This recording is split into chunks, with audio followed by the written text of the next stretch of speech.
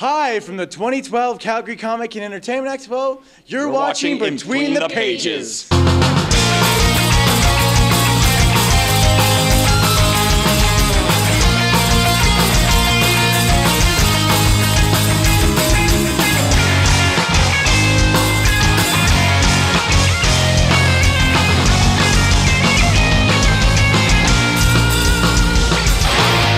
Comic and Entertainment Expo. Calgary without interviewing the Macho Man Randy Savage. Macho Man Randy Savage. A little bit of a rough year in 2011, but he's back today in Calgary. Why are you wasting your time with these jabronis? Keep the microphone right up here, sir. Ask the Macho Man a question. You want to know about the Macho Man's sexy secret power? It's being the Macho Man! Well, that says it all here at the Calgary Comic and Entertainment Expo. Crystal here at the Comic Con 2012, and we are here with a lovely lady, and we're going to talk to her and see who she is. So who are you? Today I'm Psylocke. Just for today, though. Just for today? Yeah. Now how long did it take you to put together your costume? Oh, like 2 hours. Not bad. Handmade, I'm guessing? Of course. Fantastic. And why did you pick this costume? I like to pick characters that I think I can look like. I like to pick characters that I also really like. So it all just came together into Psylocke. Hi, it's Leslie here. I'm here today with the costume shop at the Comic Con in Calgary. And I'm here today with Margot Loveseth. All right, you want to tell me a little bit about your shop? We are probably one of the biggest shops in Calgary. We've got a location at Blackfoot and 42nd, Blackfoot Trail, 42nd Avenue. And we have costume everything. That's all we do. We've got costume rentals, costumes you can buy, and all the costumes you could possibly need, accessories you could possibly need to complete the costume that you've made at home. And you carry to cater to regular and plus size? Absolutely. We've got costumes in all sizes for absolutely everybody. And I can tell you they actually have a really good selection. I've snuck into the store before, so I know. And for anybody from out of town, we actually have one of Canada's largest online costume shops as well, called costumechick.com. Fabulous. Thank you so much. Thank you. Today I'm here with... Dave Ware. And can you explain to us what everything here is? I make mosaics out of plastic bricks, Lego, that kind of thing. And sort of been specializing in comic book stuff mostly. Do some video game stuff, just anything that sort of catches my fancy. It's fantastic. What's your favorite piece of work that you've done? Favorite piece of work that I've done, this War of the Worlds one here is a pretty decent one that I like a lot. I also did a few years back, I did a Rocketeer, picture of the Rocketeer. There it is. That's one of my favorites there.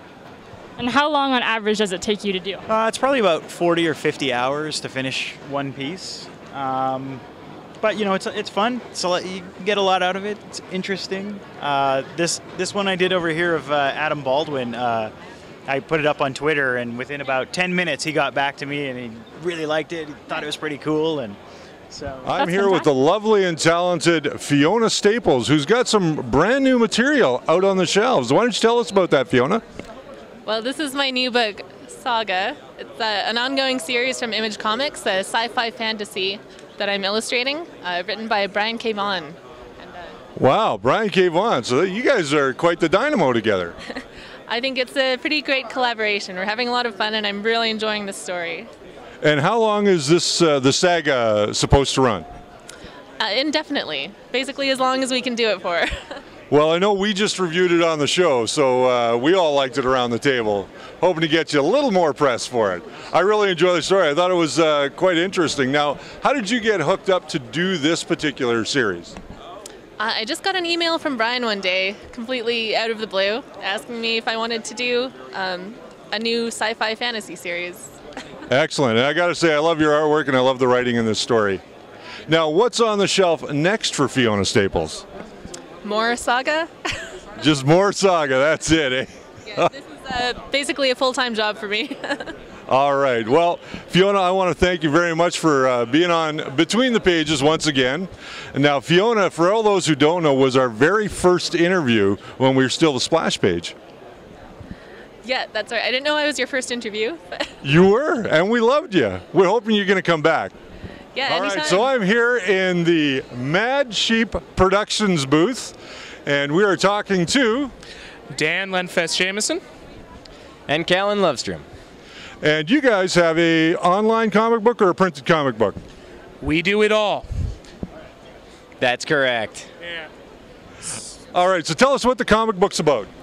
We have 2 running titles right now. So we have Quiver Street, which is the story of a group of street kids living in Montreal and sort of the crazy antics they get up to. Cool. And then we have a superhero comic, which is Willie Lightning, and that's about a Vietnam veteran who comes out of the Cambodian jungles after living there for 40 years and has to right the planes of reality by taking control over a terrible demonic force. Very cool. Now, who does the art and who does the lettering? So I'm the artist. I'm the sole artist, and I do half the lettering, and Dan does some lettering as well, and he's one of the main writers. Yeah. Now, where did you guys get the idea for the 2 different books? Well, Quiver Street was mainly Callan's inspiration from his own experiences, and Willie Lightning came out of a conversation with over a couple of beers at Riley Park. That's always the way to do it. Yeah. Got to have a drink to get the creative juices flowing. Well, I want to thank you guys, and where can people find your book? Well, right now we're actually selling off all of our single issues, but we have a free monthly magazine. I like to show everybody. This is the Mad Monthly. This is distributed 300 copies around Kensington, Inglewood, and 17th Avenue, and you can find it in such places such as the Daily Globe News Shop, Waves Coffee House, Hemporium, Tubby Dog, Wine Inc., The Source, 17th Ave, and Kensington locations. Another Dimension Comics, The Roastery, Second Cup in Kensington, Sam's Bar, and Spalumbo's in Inglewood. Very good. Now, you guys can also be found online, correct? Yep. Absolutely, yeah. We do the online comics, and our main thing is, our website, yeah, www.maadscheep.com. And we're here for the community, so get in contact with us, please. So I am here with Ron at the Vader's Fist 501st Legion, is that correct? Correct. And what is the 501st? 501st is a worldwide organization where specifically where we're at is the Badlands Garrison, which encompasses not only Saskatchewan but as well as Alberta and BC. It's a worldwide organization that is affiliated loosely with Lucasfilm, but it's a charitable organization that, depending on which local garrison, as you can see, we're here with Make-A-Wish this weekend. It's an organization where we like to do, it's Star Wars, and the 501st is predominantly what they call the bad side, the Empire side. So how can folks get involved with the 501st? What we do is we do send them to our website, badlands.ca, to get involved, take a look, take a read around. More importantly, we invite people to come out to events like this. Come sit, have a chit chat, see what we're all about, which is predominantly, yes, we like to gear up in the Empire side of things, but we're all about putting a smile on people's faces, and more importantly, kids' faces. Excellent, excellent. Now you are dressed, looks like a TIE fighter pilot. Correct. And how long did it take you to put this together? This specific didn't take long at all, probably about 4 months. Now, is it all handmade, or is there some purchase pieces in there as well? Some handmade. The official line is, when you join the Empire stuff, you get your kit. Okay, so you get your kit when you join the Empire. Yeah. If you join up on badlands.ca, you become part of the group, and then we walk you through the steps. Excellent, excellent. So people can find you online at thebadlands.ca, is that correct? That's correct. Excellent. And if they want more information, they can go to the501st.com. Correct. Excellent. Richard here with the Garrison, right here in Calgary, for Between the Pages. So I'm here with Mr. Billy West, the voice of a lot of characters. Too many to list off. He's been labeled as the Mel Brooks of our time. How do you respond to that? Brooks of our time? Or no, the Mel Blanc of our time. I'm sorry. That's an even better honor. I'll take it. You'll take that one? Sure. Well, I wouldn't say that, but I'm glad you did. Well, I've heard a lot of the voiceover that you do, and I got to say, man, did I say doo-doo? You can say that on the radio. You can say a lot of things. Well, this is on the internet, so I can say almost anything. And until Mitt Romney becomes president. Isn't that the truth? Now, tell us about some of the voices that you actually voice on. We do know that you do Futurama, many voices on that show. Yeah, I did Fry, 25-year-old pizza delivery boy. And, man, all this constant exposure to radiation is making me thirsty. And Professor Farnsworth, 147 or something. You know, good news, everyone. Bad news. And Zap Brannigan, Master of Time, Space, and everything else in between. And, oh yeah, winner of this year's Modesty Award. Now, there are some voices that people... Sorry, Berg. Bring me a sandwich from the dumpster, young lady. And leave the maggots on it. Stop talking, I'm trying to talk. Now, there are voices people may not know that you've done. I did Doug for Nickelodeon. Doug was 11 and a half, painfully shy. And here's my dog, Pork Chop. And, oh no, here comes the kid I hate, Roger Klotz.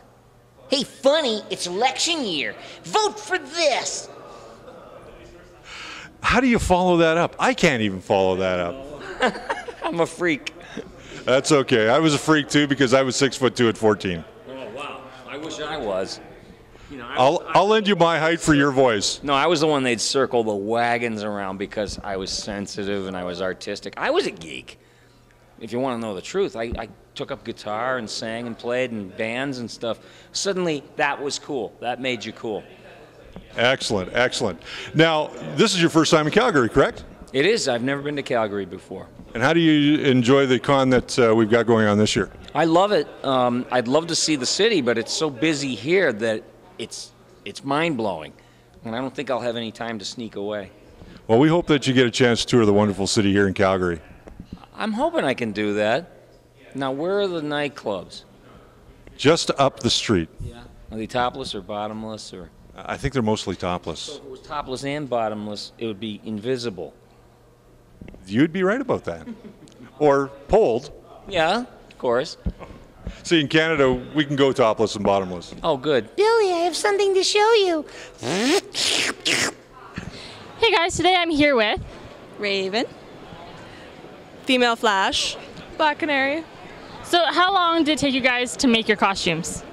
A couple of weeks, actually. Yeah. I actually bought it at Comic-Con last year. Nice. A couple months. Fantastic. So is this your guys' first time at the comic? No. No. Second. So you guys are pretty much veterans. I'm a complete noob, never been here before. So what advice do you have for someone who's never been to an expo before on how to survive it? Wear a cool costume because it's really hot in here. Just find what you enjoy or just try to look for something that you could possibly enjoy. Same. My name is Lance Henriksen, and you're watching Between the Pages. Happy Cinco de Mayo. Cinco de Mayo? No, Cinco it's de Mayo. Comic Book Day. It's also Free Comic Book Day, and I know it looks like we are shooting this in December, but I assure you it is May 5th, Free Comic Book Day. And we are here at Words and Pictures and checking out the action and all the free books that are going out to the kids today. Yeah, there's a ton of free books out on the counter, and we're going to be talking with Rob a little bit later and ask him about how Free Comic Book Day has affected the business and how Free Comic Book Day has inspired people to get into the stores. So I'm here with Rob, the owner of Words and Pictures. How you doing today, Rob? I'm doing great. It's Free Comic Book Day, and it's been a good day so far. Excellent, excellent. So now, let's talk about Free Comic Book Day for a minute. Now, Free Comic Book Day means what to you as a retailer? It's a good way to get new people in to try out a comic book. Most people these days haven't read comics. I grew up with them, and kids aren't getting allowed to do that today. Now, just quickly, how has Free Comic Day impacted you as a business? It has brought in a lot of new customers over the years, and our youth market has grown a lot in the last 5-6 years since Free Comic Book Day started. Excellent. Now, what can people expect when they're coming down for Free Comic Book Day today? We have a great selection of comics today, ranging from Transformers to Smurfs to Witchblade, X-Men, Avengers, Superman. So you've got lots of titles for just about any taste. Yes, we do. Excellent, excellent. Now, and a friendly staff, and smiling friendly staff. faces. Yes, we appreciate all the help that you give our show too. All right, well, you're welcome. Now, just quickly, let's quickly talk about the new 52 for a second.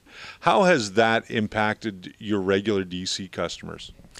Actually, I was kind of worried about it, but once it started and people they seem to love it. Everyone gets to start from a fresh place, not having to know 70 years of history of different characters. And so I think in all, it was a very positive thing. How did that impact your diehard DC fans? A few of them were upset, but I think they've come around to embrace the new 52. And excellent. It's going. So. Still get the occasional complaint, but well, you can't please everybody. That's right. That's right. So now, with the new 52 out, we're 7 months in. People are starting to embrace the new stories. What do you think Marvel's got on the shelf? Have they really come across with anything new for battling the new 52? Not as yet, but I suspect in the next year we will get possibly a relaunch of the whole Marvel line. Possibly again and again. Again and again and again? Yeah. Well, thanks very much for your time today, Rob. Why don't you tell people where they can find Words and Pictures? Words and Pictures is located at 2610 Center Street Northeast. Kid, how many square feet you got in this store? About 1,500 square feet.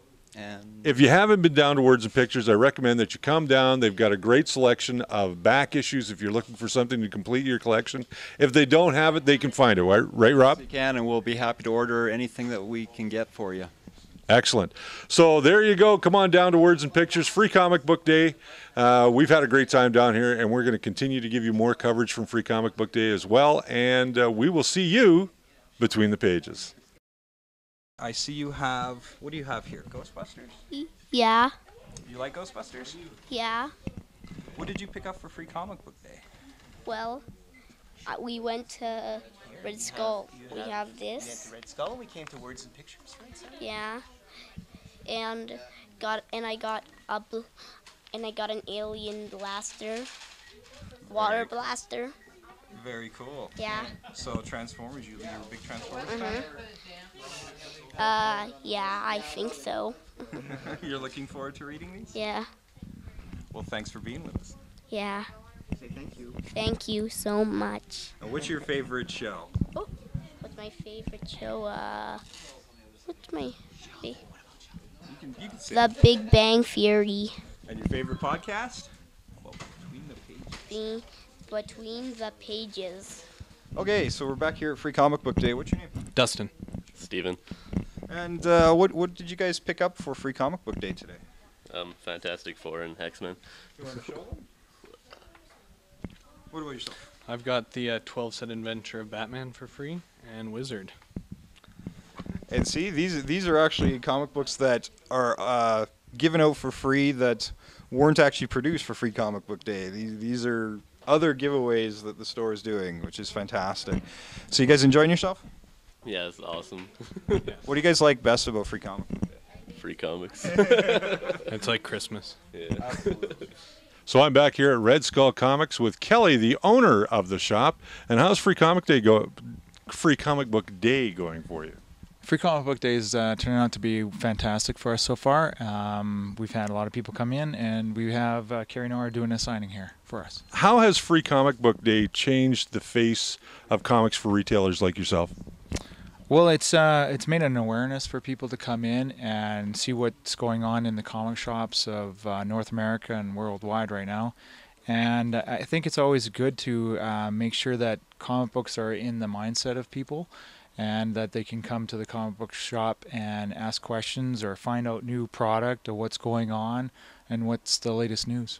Very cool. Now, for people who are looking for you, they can find you online. Where at? You can reach us at Red Skull Comics, www.redskull.com. And we're, of course, in Calgary, Alberta, 720A Edmonton Trail, Northeast. Excellent. So there you have it right here at Red Skull Comics, Free Comic Book Day. Come on down, check out what's going on. And if you haven't made it to Free Comic Book Day, by all means, come down and check out Red Skull Comics. They've got a great lineup of stuff down here. We're here at Red Skull Comics, and I'm standing here with Carrie Nord, the artist on the brand new Exo Manowar. So how you liking Free Comic Book Day so far? Free Comic Book Day is great, very wet, but it's great nonetheless. Yeah, we wound up getting the May dump a little early. I thought it was May long weekend today. I prefer snow, frankly, at this point. And to our American viewers, this isn't helping us perpetuate the myth of a winter wonderland in Canada. Totally. We actually do get sun once in a while. So tell us about a little bit you getting the gig on Exo Manowar. About getting it? Yeah. And what do you mean, like how I feel about it? Yeah, sure. Tell us what you I don't know. I think it's awesome. It's always nice to have it's a brand new company, and we're starting up an old company, I guess, reviving an old company, and getting to build that up from the ground up is something that doesn't happen very often in comics. So I really appreciate the chance. Did you get to do the design work on the character? Actually, no. They had most of the design work already worked out for Exo before I got there, but I'm given liberties as well to tweak, so. Are you getting a chance to design some other old Valiant characters within this title? It's not come up yet. No, pretty much just working with what I got Exo so far. Yeah. Excellent, excellent. Well, what's next for you? Are you on Exo for the foreseeable future? Foreseeable future, yeah. I'm with Valiant. I've got an exclusive with them for 2 years, and I don't know how long I'll be on Exo. Probably, I don't know how long I'll be there, but it's 2 years, so I got freedom to jump around within the company as well. So we'll see where that takes me. I don't have any big plans to jump off Exo, but we'll see. Are there any other Valiant characters you would like to tackle?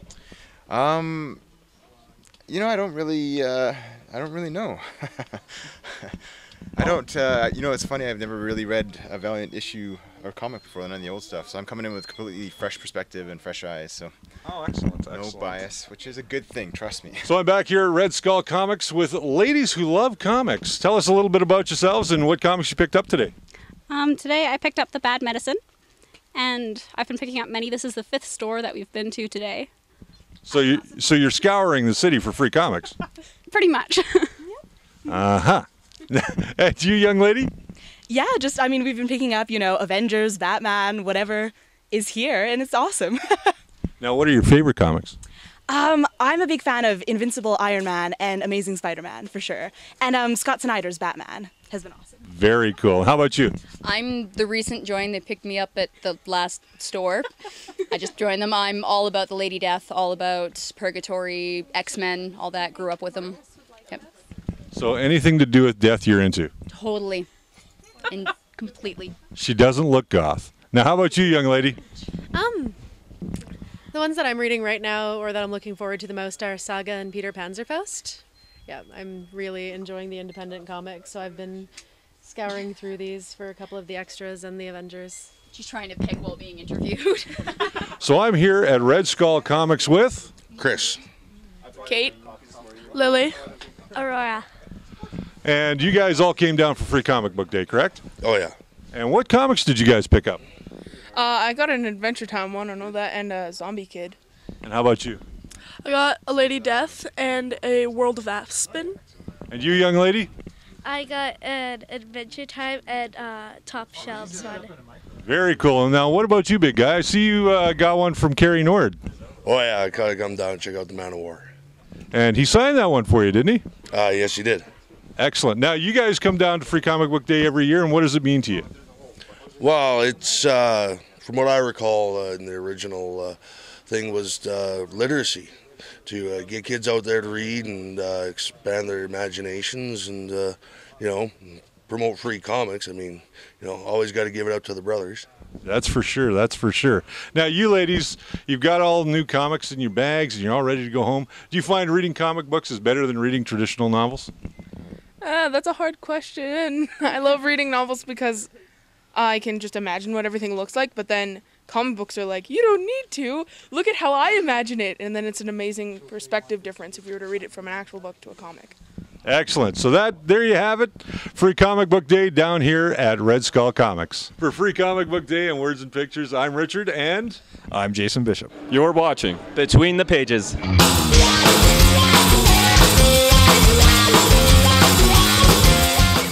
All right, we hope that you are enjoying our coverage of the Calgary Comic and Entertainment Expo.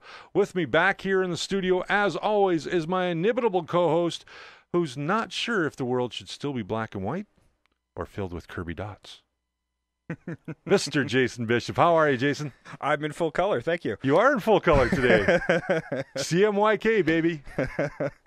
All digital color, not these little dot matrix colors. That's right. Or not blocky. You're not 8-bit. No, I'm not 8-bit. We are full 64-bit. 64-bit. I'm 128 bits right now. I'm actually putting on a few bits right now. So you have a little security going on there too? Yeah. All right. I have bits to spare. Yeah, bits to spare.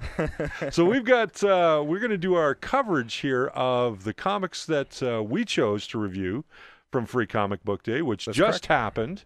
And if you were at your local retailer, you might have these books in your bag. And man, there was a good selection this year. Oh, there's a huge selection, man. Just it's amazing stuff. I mean, just it's a huge almost selection. 10 years strong now, and what a great event. So let's quickly get to it. First and foremost, we should tell you that Between the Pages is brought to you by Words and Pictures, located at 2610 Center Street, Northeast Calgary, Alberta. You can contact us at 403-282-8870, and we can fulfill all your comic book gaming needs. Anything else you require, just let us know. If you don't see it in the shop, we'll find it for you. Excellent, excellent, excellent. So we really appreciate all of the support that Words and Pictures has given us right from day one. Man, they've been with us since we designed this show. You know, it's nice to have that support right out of the gate when you're just a little guy, and we are. Well, I'm not so little, but the show is a little guy. The show is a little guy. We have a great time. We're doing the little guy that is going to be the juggernaut. That's right. And just so you know, speaking of being the juggernaut, we are going to be coming to you weekly throughout the month of May, and then all we of move our coverage. Yes, of the Calgary Comic Entertainment Expo. And then we move to a brand new day and time in June. The first Saturday in June, you can catch us at 12 o'clock Mountain Time. That's 2 o'clock Eastern Time, right here at NakedApeProd.com. And that's for our live show. And don't forget, you can join us in the chat room and talk to us during the show and be part of the show. That's right. And we're going to tell you a little bit more about our contest that we're running on Facebook right now to name our mascot. And we'll tell you about that after our reviews. So let's get right to the reviews. We've got 4 books. Normally we do 3, but this time we're going to do 4 because it was kind of fun. And there's so many to choose with the gold and silver and bronze books out there. There's so many publishers getting involved, and even publishers that aren't diamond distributed. I mean, there's some young indie guys getting books out for Free Comic Book Day outside of the stuff distributed by the big boys. So don't pass over the little guys to get over to that big DC book, which we're going to review right now. Yes, we are. Actually, I wanted to ask you quickly, in case our viewers don't know, what is the difference between the gold, the silver, and the bronze levels? Well, really, it's the amount of money the companies are really willing to put into the comics, and I suspect it has a lot to do with where they are in the Diamond catalog as well. Okay. Obviously, your gold sponsors are going to be the ones at the front of your catalog, your DCs, your Marvels, your Images, Dark Horse, etc.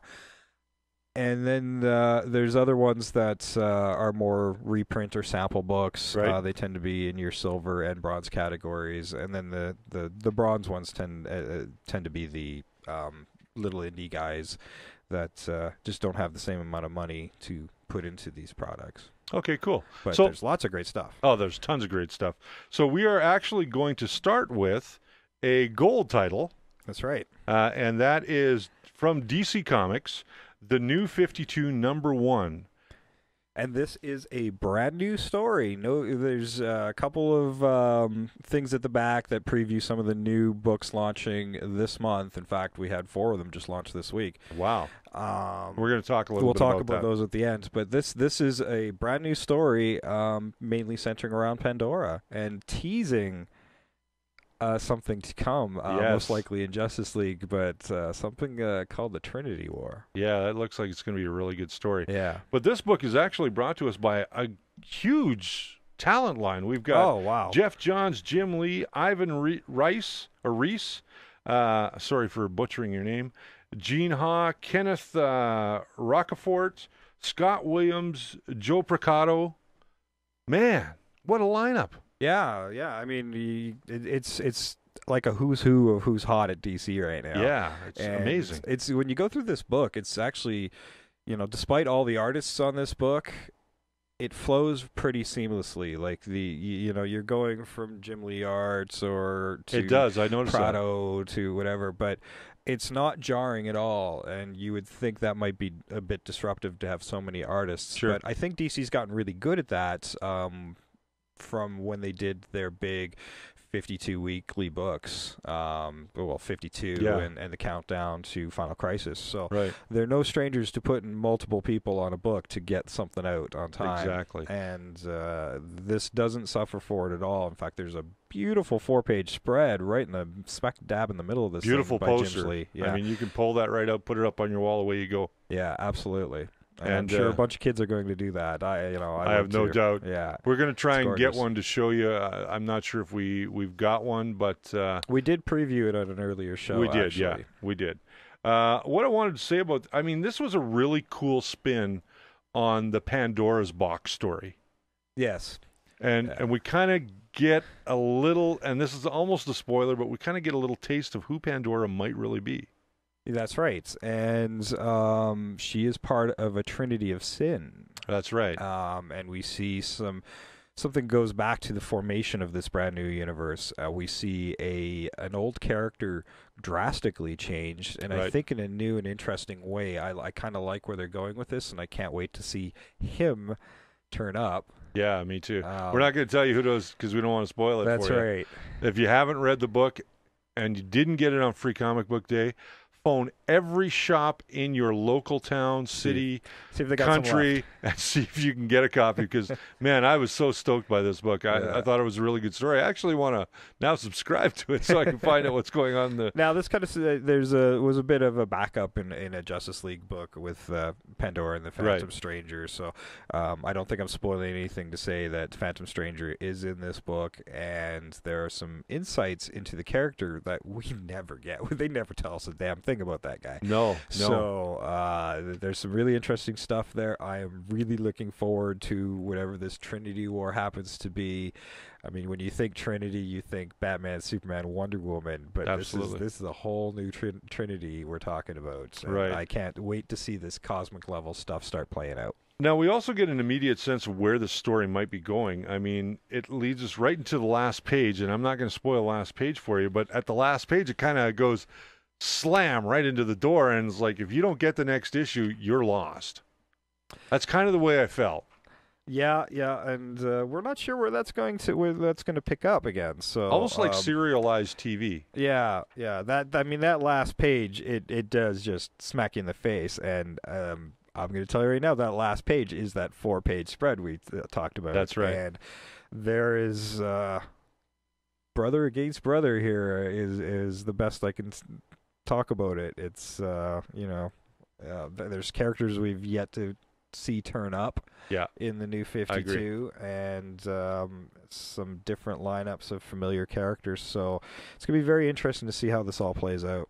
Now, what did you think of the art overall in the book? I thought it was amazing, and I felt that the panel flow went really good, really well. I'm a fan of all these guys. I'm glad DC grabbed Kenneth Rockefort. I've been a big fan of his for quite some time while he was over at I'm a huge Top Jim Cow. Lee fan, as you know. Jim Lee's work always speaks for itself. That's right. I've been very vocal about my dislike of his costume designs. I don't think he's the best costume designer of the artists out there, but he is a really hell of a great artist. He tells a story very well visually. He's been doing this for 25, 30 years.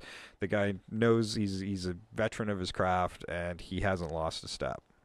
Now let's kind of go into some of the bonus material that's in this book. We get to see teasers of Batman Inc., Dial H, which I'm so looking forward to seeing a book on that. Didn't that just launch, Dial H? Dial H actually was just out this week. It's four of the books actually came out this week. Dial H, Earth 2, World's Finest, and GI Combat. Which are all previewed in this book. And they're all previewed in this book, plus the other two, which is Batman Incorporated. Right. And Ravagers, which spins out of the storyline crossover that's just started this week as well in the Teen Titans Annual. Very cool. Which is called The Culling. So if you have not yet picked up these books, I really recommend that you go check them out because they are fantastic books. Just by the teasers that they had, the art looks good. The story looks like it's going to flow well. The one comment I wanted to make was when I saw the World's Finest there, it kind of threw me for a second because it's Huntress and Power Girl. Yeah, you know, it's you. I'm so used to the Batman, exactly Superman that World's dynamic. Finest. It's always been Batman and Superman for me, so it threw me off a little bit too. But then I saw George Perez and Kevin Maguire doing the book, and I got over it. Yeah, me too. Me too. I'm a huge fan of both those guys. Yeah. I had the pleasure of meeting George Perez, as you did. Yeah, so did I. At the Calgary Comic Entertainment We were Expo. unable to get an interview with him because I got to tell you, George Perez, wonderful man, and it was amazing to see an artist of his caliber come to our little expo here in Calgary. And although it wasn't very little this year, it was over 60,000 people. Not so little anymore. You know, he did a drawing for us, and I said to him when he said, well, what do you want me to draw? I said, I want you to draw one of your favorites, and I know that's Wonder Woman. He said, yeah, absolutely. And he was right in there, and we've got a Wonder Woman sketch by him done. And then, of course, I got my childhood dream to have a picture with him, so I was kind of happy about that. Yeah, and we'll show you guys those pictures. Yeah, we're going to actually put them in our coverage here today. So keep watching. It's going to be after we're done here. Okay, so to wrap up this book, they do preview some of the books we talked about. World's Finest has a page, GI Combat. Right.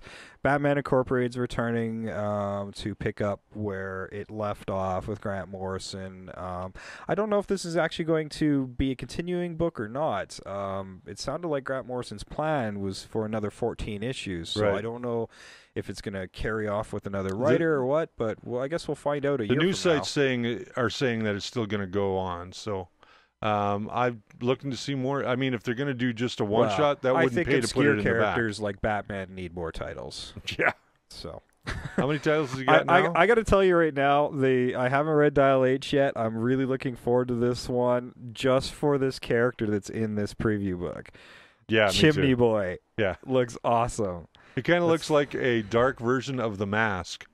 Yeah, in a way, and he's got this impossible hat, and I think it's fantastic. It's Which has definitely smoke coming out of it, got like a this chimney. Vertigo flavor, and it makes me Very wonder much if so. maybe it was originally meant to be a Vertigo book. Could have been. So let's move on to our Marvel pick, and this Marvel pick is in the silver lineup. Yes. And this is Spider-Man Season 1. Now, this is written by Cullen Bunn and art by Neil Edwards. Yeah, and this is the first chapter of the graphic novel, the Spider-Man Season 1. Marvel's been doing a series of Season 1 graphic novels to reintroduce these long-running iconic characters to a new audience. Okay. And I think they're trying to follow in suit with what DC did with the Earth 2 graphic novel, or the Earth 1 graphic novel. I see, okay. Because that was a huge success for them. So, yeah, this is Spider-Man. We've already seen the release of Fantastic Four and Daredevil and X-Men, and actually Spider-Man is the hardcover graphic novel will be out next week. Next week, okay. So I knew it was coming out in May. This I gives just you a didn't know pretty the good date. taste of it. It is essentially an origin story. It's a retelling of Stan Lee's original story, essentially, in a modern way. I've read the original Stan Lee story, and to me, what it seemed like was that Cullen Bunn just kind of took that story and just rewrote the dialogue. And we've seen this It's before. more modernized dialogue. It's a slightly rejiggered origin. It's essentially the same story most people know. If you're a Spider-Man fan, you know this story already. Yeah. This isn't really meant for us. This is meant for somebody unfamiliar with the character and that person was probably sleeping under a bridge or a rock or in an alleyway somewhere. Or they're 6 or 7 years old. Yeah, or they've just been come out of the womb. Yeah, there you go. But yeah, I mean, essentially, it wasn't a bad read at all. It was just a very familiar read for me. Yeah, I felt the same way. I think what sold the book for me, like the Free Comic Book Day version, what sold it for me was the artwork. It's very tight artwork. They tried to get some young new talents in on this book. Colin Bunn's already been doing some work for Marvel, and Right. his star's kind of rising. But Neil Edwards' artwork still was is a newcomer. Yeah, very clean. Very clean. Yet dynamic. He gets his ideas across very well. Right. Yeah, I don't have anything really negative to say about it. It's like I said, it was a familiar story, so it didn't overly grab me because I've read this origin story in several different versions and Right. over the years, so there was nothing new there for me, unfortunately. Yeah, But- it was. and There was maybe nothing there's new there for more me in either. the entire graphic novel. So keep in mind, this is just a review of this segment of the graphic Right. novel that's in this book.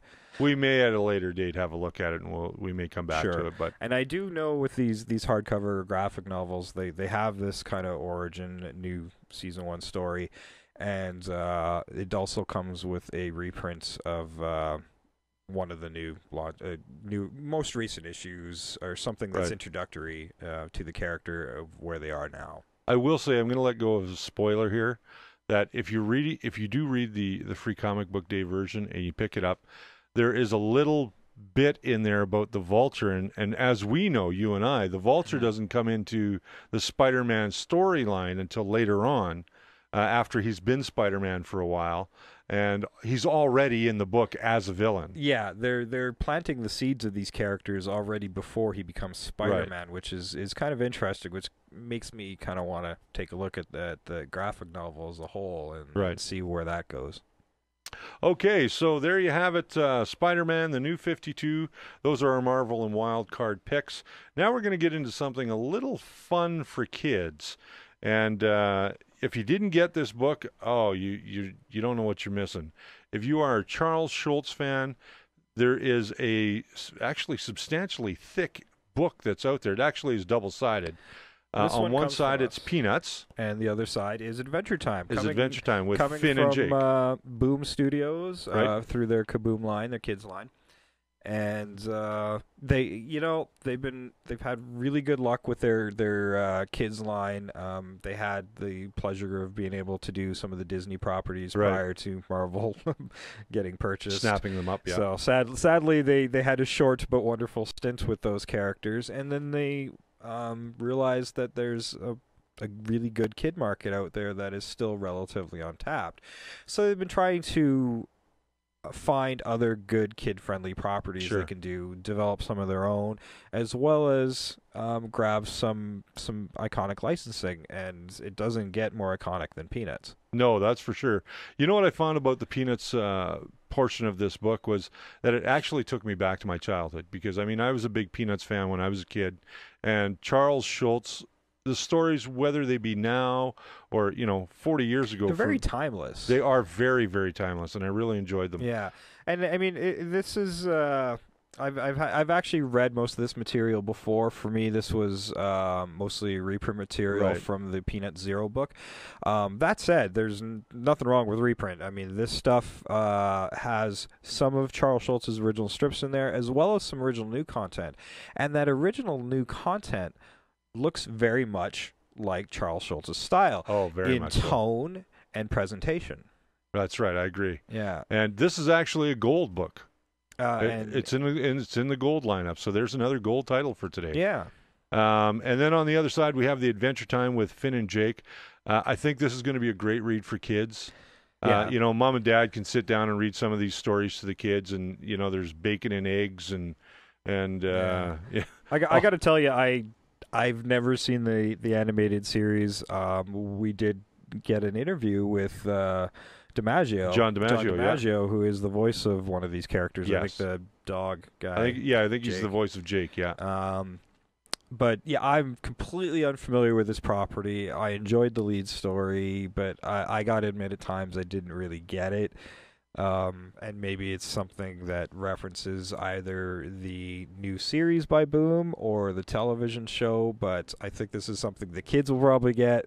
I wasn't overly sure about it myself. I think kids will get the stories. I mean, they talk about spiders and boogers and fart fairies. Yeah, fart fairies. They all. I mean, there's one scene in the book where what looks like a vampire girl. Her name is Marceline. She sucks the red off the clothing of Finn. That's right. And it's kind of a cute story, and you'll see, when you get this book, that it's a fun read for the whole family. For sure. Now, moving on to our last book in the series, and we'll start with, I got to say, I wasn't overly impressed from Dark Horse Comics Season 9. This is Buffy the Vampire Slayer.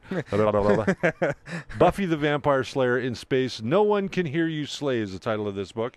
Brought to us by Andrew Chambly, George Janty, Dexter Vines, and executive producer Josh Whedon. Yeah, on this so book. I mean, George's is a regular series artist, so it matches up with everything you're already reading in Season 8 and Season 9. Gotta say, I didn't really understand this story that well. It felt rushed. It felt they tried to give you the setup. Why Buffy's in space, I really don't know, other than the fact that Spike wanted to give her a surprise. How Spike got her in space, I still don't know. Yeah, me either. It's kind of a confusing story. It's a very confusing story. It didn't flow very well for me either. Granted, I thought the artwork was good. Yeah, it's he certainly captures their likeness. Oh, absolutely. And I think the introduction of the xenomorph was a little strange.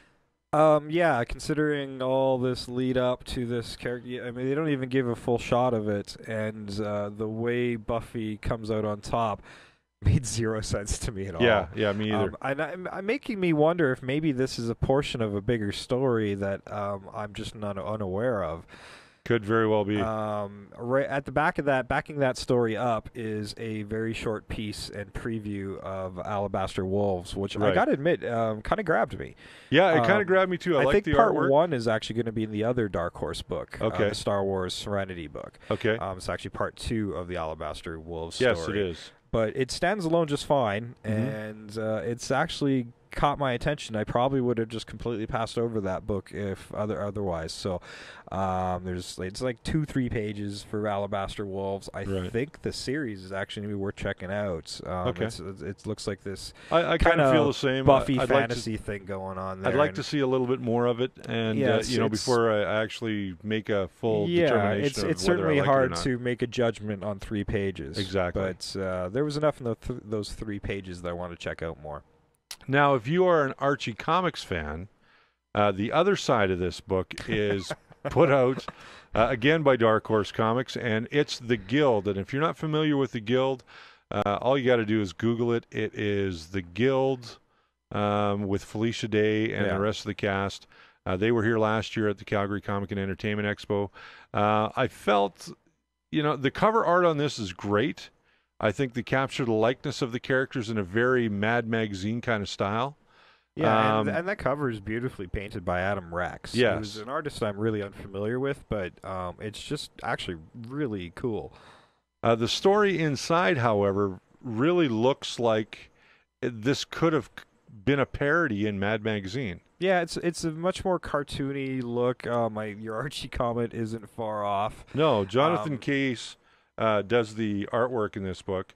I can't say I'm familiar with Jonathan Case and the work that he's done. I mean, tonally it's fitting for what Felicia's writing, but for me, I find Felicia's, the way she writes the characters in the story, work a lot better for her internet TV show rather than print. I tend to agree with you. There's some things, a jargon that kind of went over my head. I'm not a video game nut. I do like my games, but heck, I had to ask you what ponage was yesterday. Yeah. So off camera, we talked about ponage. I'm like, what is that? What happened to their vowels? Like, what? I don't understand what that even means. Speaking of ponage, we are hoping to have the cast of Pure Ponage, which is a a show on Showcase here in Canada, and we're hoping to have those guys on the show very soon. We're going to be talking about their new DVD out, as well as the show, and how they came together and how the show got started and that kind of stuff. So, and we're going to talk comics and video games on that show. So. Excellent. Yeah. I'll at least be able to handle the comic side of things. I got to start playing Skyrim and catch up. Overall, I kind of look at the way that the panels are laid out and the overall artwork, very Archie-esque. Yeah. I think I would have actually enjoyed this more and this is not an insult as one to of the Dan episodes. Yeah, I think so too. Yeah. This is not an insult to Dan Parent in any way, because Dan's art is second to none. And we got an interview with Dan at the Calgary Comic and Entertainment Expo. That's coming up in a later show. We also got him to take part in our art challenge, so it's kind of interesting how he interpreted our art challenge, and we'll show you that a little bit later on as well. That being said, overall, the story left me kind of flat. The art left me kind of flat.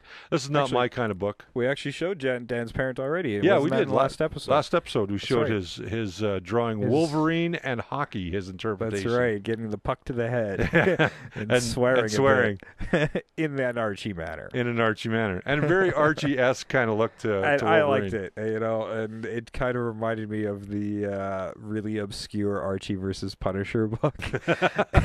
It just makes me like, what would Wolverine do in that little world of theirs? Yeah, really. Well, he's drawn Wolverine a few times in the Archie books. There was a dream sequence he was telling me about. This was in another portion of the interview that was not taped. We were kind of chatting afterwards, and he said, I've drawn him a couple times, but I really have to have some reference.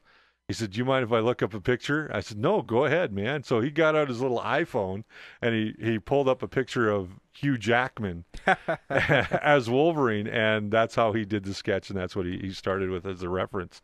But getting back to the Guild, I think that this is a family-friendly book, I think. On the one side, the Buffy story, I'm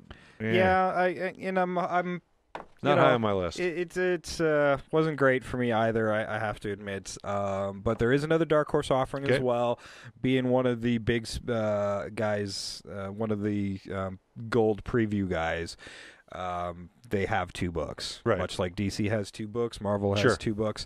The other one's Star Wars Serenity, so maybe that one's going to be a little more to people's cup of tea. I don't know. So we got a couple tastes from Joss Whedon in both those books. So what's I mean, if you've been reading other Guild books, you're probably going to like this one too. But for me, not so much. Not so much for me either. So let's move on to talking about what's coming out, and then we'll give people kind of a preview of what we're going to be reviewing on the next show. Okay, well, hitting our stands this week, tomorrow for most of you folks. We have Batman #9, which kicks off the Night of the Owl story. It's actually kicked off this week with some of the other crossover books, but we see the release of the Talons throughout the Batman line, and the Snyder book's going to be the one that's the most popular. So definitely check that out. It's going to be the most center of the story. Moving on, we've got a new issue of Cross Badlands coming out. And kind of a light week, honestly. So not a whole lot really to grab people's interest. Well, no, we got Fatale #5 from Image. And Garfield coming out from Boom. Okay. Hulk Smash Avengers, which is going to be a weekly tour de force of the Hulk versus the Avengers from the Avengers formation up to present day. Each issue is going to represent like a decade or 5 years, whatever Marvel time happens to be. But it's from basically the 60s version of the Avengers up to the current version of the Avengers. So more than likely the Hulk will be red by the end of that series. We hope. I don't know. I'm still a green guy.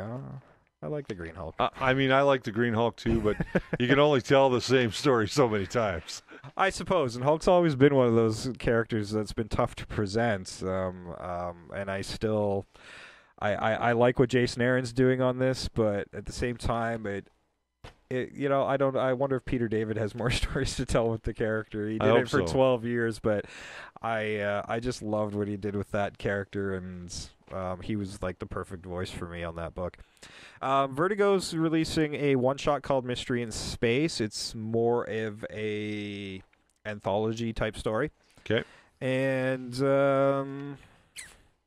let's see here. Just flipping along. Some new Star Wars books. Blah, blah, blah. Sure. I don't know if I want to tease that one just yet. Okay. We got Trio coming out from IDW. It's the new John Byrne book. Oh. Looks kind of Fantastic Force -1. Right. It's his characters are rock, paper, and scissors. Interesting. And Lizard Spock. What we are going to at least attempt to review for you next week, we're going to do Takio #1, which is a new ongoing series by Bendis and Oming of Powers. And that's coming out on the Icon line. And that's coming out from Marvel's Icon line. Fury Max, which is Garth Ennis, and Right. I'm blanking. I probably would need the guy's name, but it's one of his Punisher collaborators. Okay. The one that did the Barracuda arc. Please forgive me. I'm blanking on your name at the moment. And I think we're going to review one of the new DC releases from their new replacement 52s. We're looking at Earth 2, I do believe. Very cool. So. I can't wait to read the books, and we'll do a little review on them next week. We hope that you enjoyed Free Comic Book Day, our coverage as well of Free Comic Book Day. Which we are going to get back to you. Yes, now. Right now. And also a little bit more from the Calgary Comic and Entertainment Expo. Now, all month long, we're going to be running Calgary Comic and Entertainment Expo footage. So if you don't see yourself and we interviewed you, just keep checking back every Tuesday night. I want to let you know that, again, we are moving to Saturdays come the first Saturday in June. And that date is, let me quickly pull it up because I'm lost, which will be June 2nd. We come back to doing live shows, and they will be moving to Saturday, 12 o'clock Mountain Time, 2 o'clock Eastern, and 11 a.m. In Pacific. And you can always join us in the chat rooms during the live shows, and if you miss the live shows, we do have the show archived. It's usually up by the next day, and you can watch it at your leisure. Please join us on Facebook. Join our Ape Nation. You bet. We've got a contest running. We don't know when we're going to cut that off yet, but we got a contest running for Name the Ape. And your prize for that is a Spawn prize pack. Yes, is a Spawn prize pack of issue number 200. One with the retail version of the cover that was out on newsstands everywhere. There was many covers for that book. There was, and we have one variant covered issue in there as well. So please like us on Facebook. That's at Naked Ape Productions. You can find us on Twitter at Naked Ape Productions. You can find us right here on our site, nakedapepod.com. If you've missed some past episodes, you can check those out on YouTube or right here on our site. If you can't find them on the site, I suggest you go to YouTube. They're a little easier. We're doing some redevelopment with the site right now. So just look for the icon that says archives, and you'll be able to find the shows there. All right, let's get back to the show. And next week, we will see you Between the Pages. Hi, my name is Mark Teixeira, and you're watching Between the Pages. So once again, I am here with lovely ladies in fabulous costumes, and you can tell us who you are and what your costume is. My name's Keely Thornton, and I'm a Bajoran. A Bajoran, all right. And you are, young lady? My name's Wendy, and I am a Klingon. Now, Klingons and Bajorans, you guys aren't supposed to get along, is that right?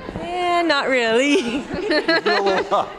All right, so while you guys are hanging out together, have you run into any other Trekkers? We're actually very surprised at how few Klingons we've seen at this convention, because they're generally a popular species, so yeah. And I haven't seen any Bajorans so far. Most of the costumes for Trek seem to just be the basic uniform ones, so we've had a lot of people commenting on our costumes saying that they're more original than some of the other ones. Now, I got to say I'll agree with that because I don't remember Bajorans being this sexy. I did take a few liberties with the uniform and did have one person say that it was not standard issue. So I was kind of thinking that. By that. Now, Of course, Klingons, this is pretty standard issue. Standard issue Klingon, absolutely. It was a little bit of a extreme for me because I'm not one to parade the girls as they see, but I'm having fun with it this weekend. That's excellent. Now, how long did it take you to put your costume together? About 25 hours. Wow, custom made. Yes, sir. Excellent. And you, young lady? It took about the same time, custom made as well. And have both you ladies been in line to see the Star Trek cast that have been here this weekend? Yes, absolutely. Yesterday we got really lucky and were some of the last people to get in for this Patrick Stewart photo op, which was phenomenal. And who was your favorite? We also got a photo op with Marina Sirtis and Jonathan Frakes and Michael Dorn, and that was amazing. So you got to be with Klingons, you got to be with Patrick Stewart, an English-French guy, Marina Sirtis, who I can't remember her. She's a counselor, Troy, but I can't remember what her species was. She's from Beta Z. She's a Betazoid, so she can read minds. I'm here at the Calgary Comic Expo, and I am with Richard Hatch, writer, director, author, and producer of various shows. Wow, you must have read my bio.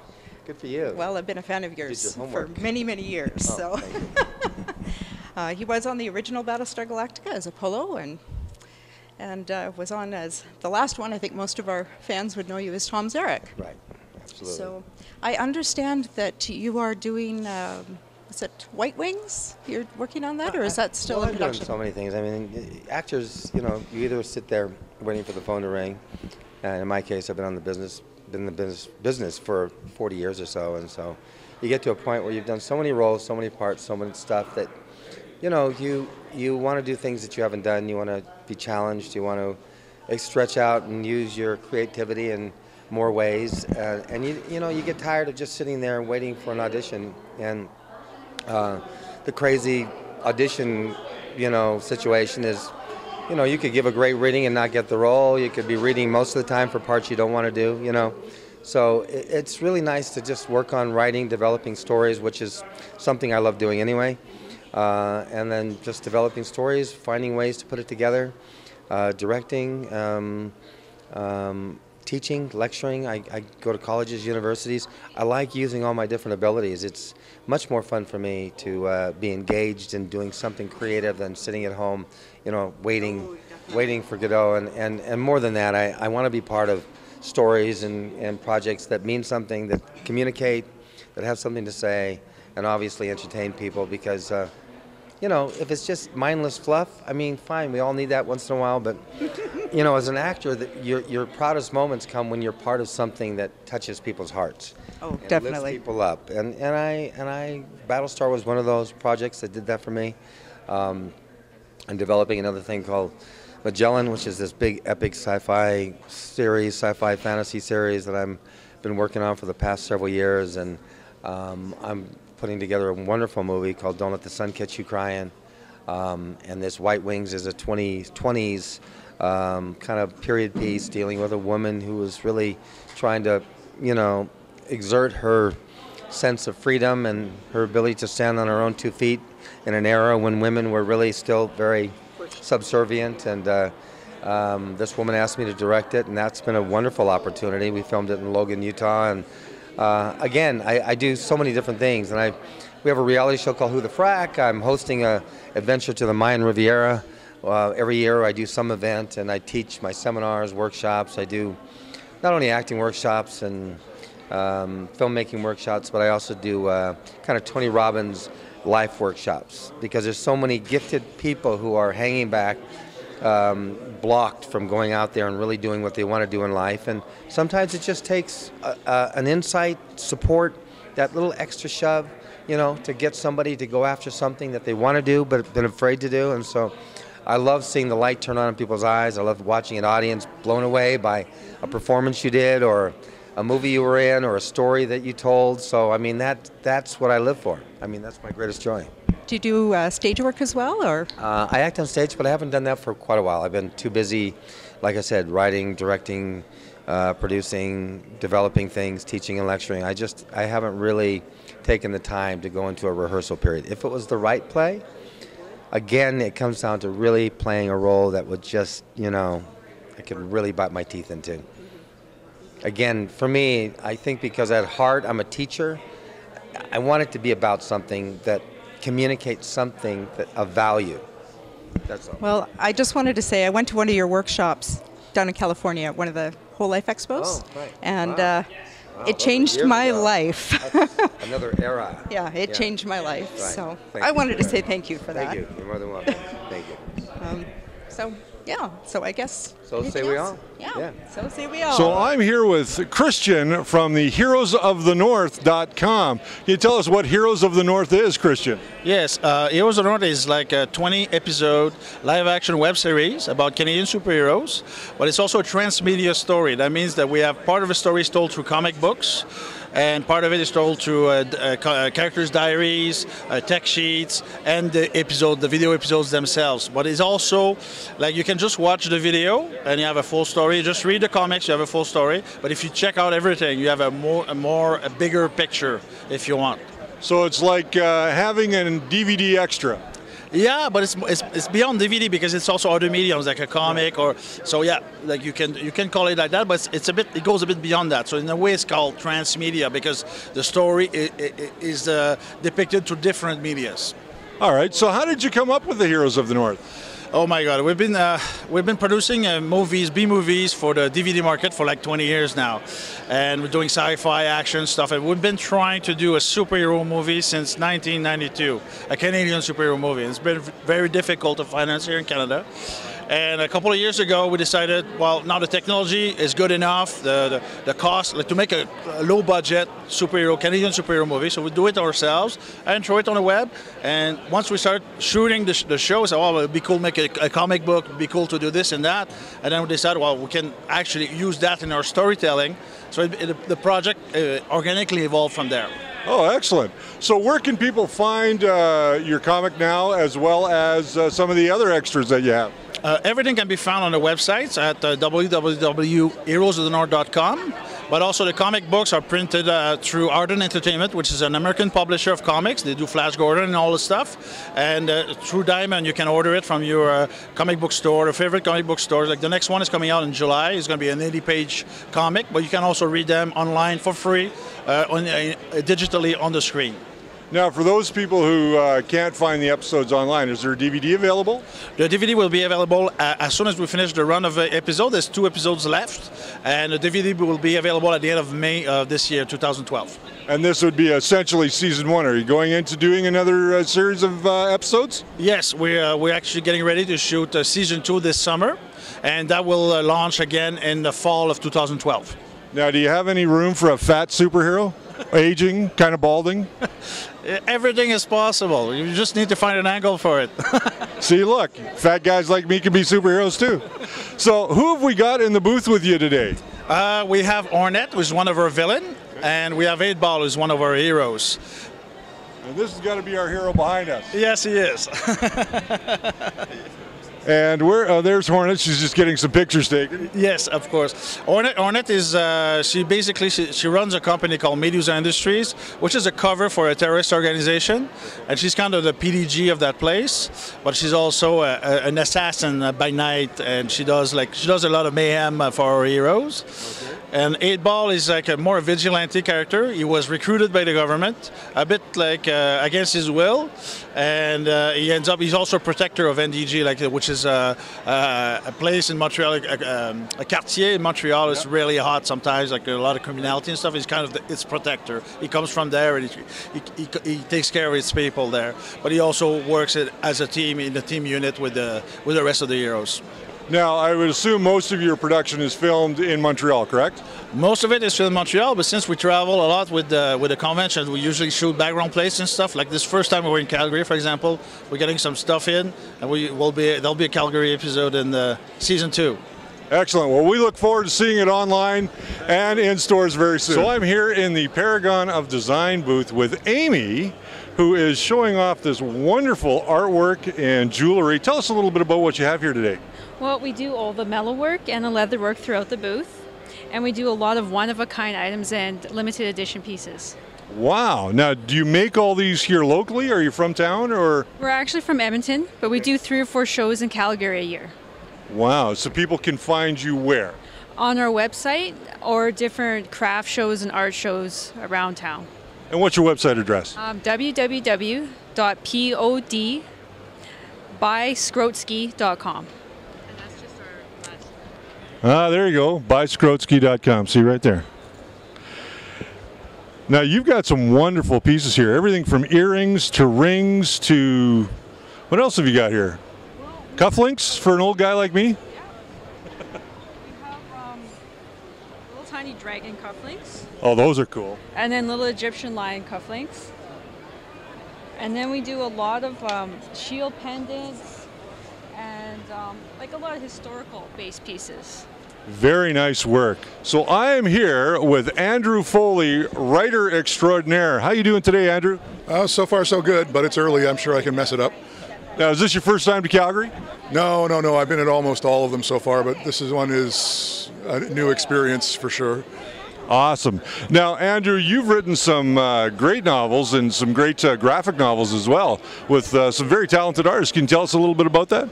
Yeah, I wrote a book called Done to Death with Fiona Staples, who's doing Saga right now. I wrote another book called Parting Ways with Scott Mooney and Nick Crane out of Toronto. Right now I'm working on a book called Six Shots, which is a weird Western with the artist of Dragons vs. Dinosaurs from Arcana. His name's Chris Peterson. So, and of course there's Cowboys and Aliens. Now, Cowboys and Aliens, probably the most notable work that you've done recently. How did you feel when it got turned into a film? Well, I didn't really believe it was going to happen for a long time. I mean, it was in development hell for, I don't know, must be close to 10 years. So when they started telling me, oh, this time it's going forward, I just didn't believe them. And then slowly news started to dribble out, and they said, oh, well, Daniel Craig's going to be the lead character. And I'm like, well, that'd be a really interesting movie if it actually happened. And they said Jon Favreau was going to direct it. And I said, wow, that'd be a really good film if it actually happened. And they said Spielberg's involved, Ron Howard's involved. And yeah, it's all nice. It's not going to happen. And then they said Harrison Ford is going to be in it as well. And I started thinking, well, maybe this is actually going to happen. And it did, and I'm still sort of flustered by the whole thing. Excellent, excellent. So how was it, were you a part of the actual crew when they were filming, or did you just submit the story and that's the way it went? Oh, no, I was a hired hand on the story, and I was only involved with the comic book. They kept us fairly well away from the film. So I did get to find out things about 5 minutes before they went public, so I knew about Harrison Ford 5 minutes before anybody else did. And I heard about Daniel Craig, but other than that, they were very nice about it and very courteous, but they made sure that the film is the film and the book is the book. Excellent, excellent. Now, what's next for you on the writing docket?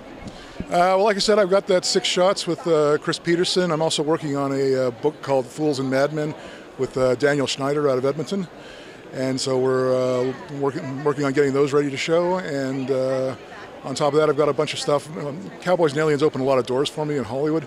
So I've got a lot of stuff going on there right now, but I'm not really allowed to talk about any of it.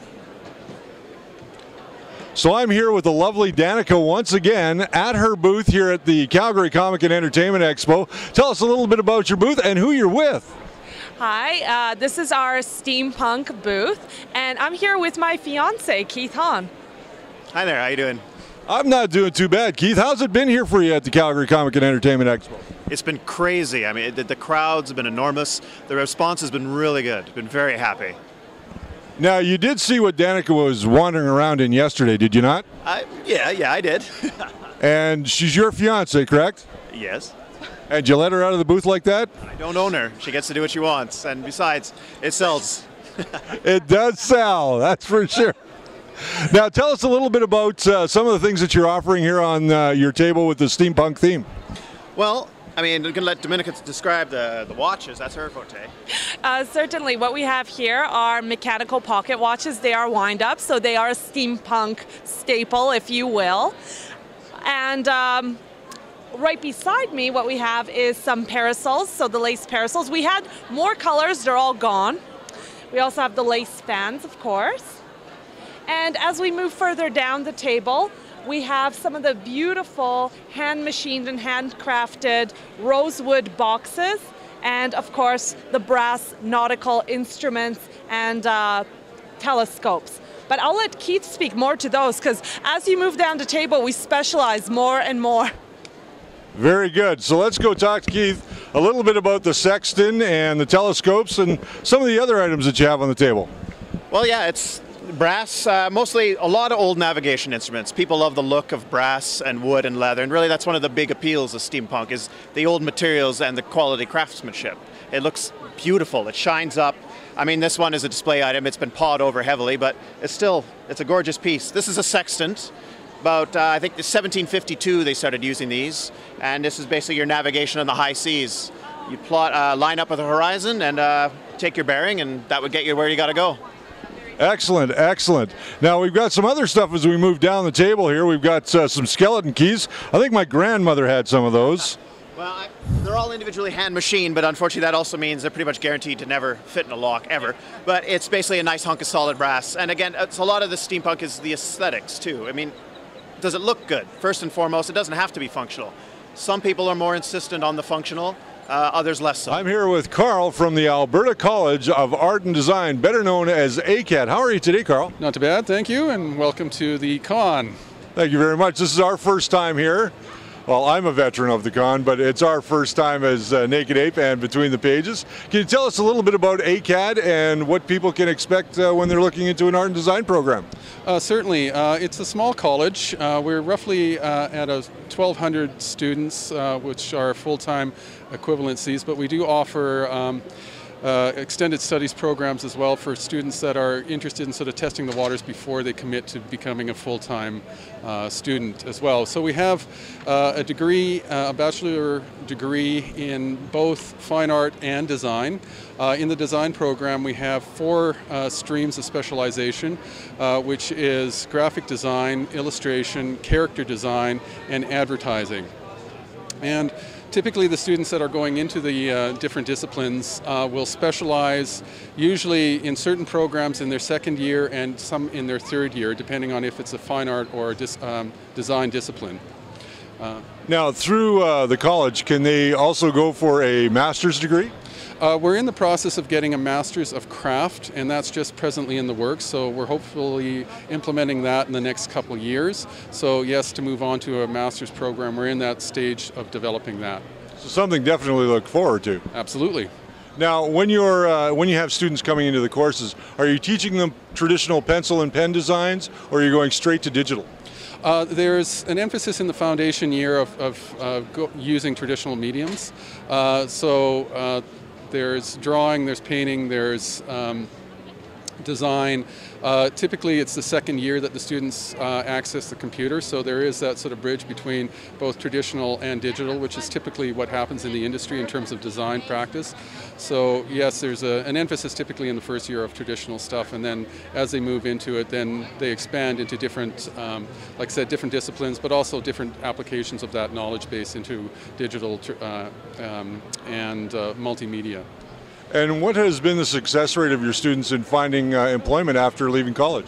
In the design program, absolutely excellent. Many of the students are actually, we have quite a few alumni at the con here itself that have, and significant graduates. So here's a little bit of a plug for some of our former graduates. This is a little bit of a compilation of some of the URLs of significant graduates and award-winning graduates that we've had through the design program. There's also been significant ones that have gone through the fine art program as well. But just in terms of a bit of promotion, here it is for all of your podcast people. Well, if you're looking for a career in art and design, maybe you want to get into comic books, check out ACAD, the Alberta College of Art and Design. I'm Crystal, and I'm here with the lovely Queen of Hearts and Cheshire Cat. So I love your guys' costumes. How long did it take you to put them together? I actually bought this dress in Germany, and I spruced it up with my shoes and my scepter, my crown, and of course this lovely cane I made myself. That's fantastic. And yourself? This is my first con, and my sister put it together for me over the past couple weeks. How are you enjoying your first con? It's pretty overwhelming, but it's good so far. Do you have any tips for anyone who's never been here before on how to survive it? Don't feel shy. No one cares what you're wearing. Very true. Is this your first time here too? No, I'm a veteran. Hey guys, I'm here with Yoko. And can you explain a bit about your costume and how long it took you to make it? Actually, I didn't make the costume itself, but I did make the gun. And that took me a whole day, actually, with a friend's help. Yeah? Can you explain a bit about it? About what? And how, like, what you used to put together? Well, most of it is actually made out of PVC, and the end is cardboard mostly, and a plastic toy gun at the end for... Yeah, that's awesome. Is this your first time at Expo? It is actually, yes. And how are you enjoying it? Good so far. Yeah.